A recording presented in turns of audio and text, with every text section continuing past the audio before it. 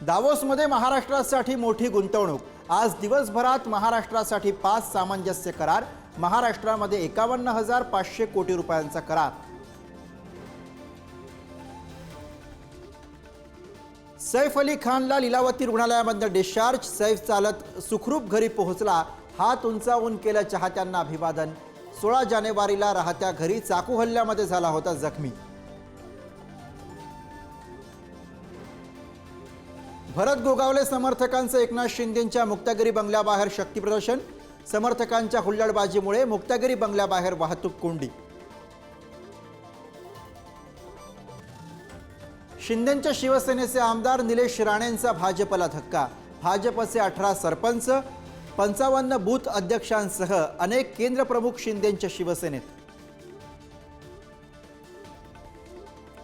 अवादा कंपनीकडे खंडणी मागणारे बीडचे सर्व आरोपी सीसीटीव्हीमध्ये कैद।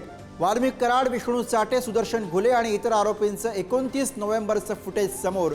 प्रकरणामध्ये आकाशचा संबंध सिद्ध होतोय, सुरेश धस यांचा निशाणा।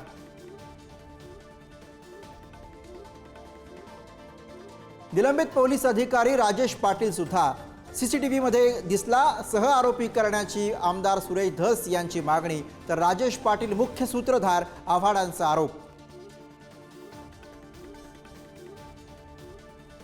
पीक विम्यात गैरव्यवहार झाल्याची कृषी मंत्री कोकाटेंची कबुली। कुठल्याही योजनेमध्ये 2 ते 4% घोटाळा होतोच, कोकाटेंचा अजब दावा।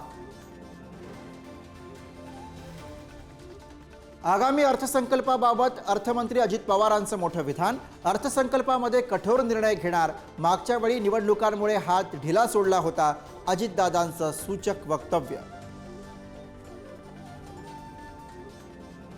धुळे सेक्सटॉर्शन प्रकरणातील मुख्य आरोपी असलेल्या तरुणीची कारागृहात आत्महत्या। कारागृहामध्ये आत्महत्या झाल्यानं खळबळ। कारागृहाबाहेर तरुणीच्या नातेवाईकांचा आक्रोश।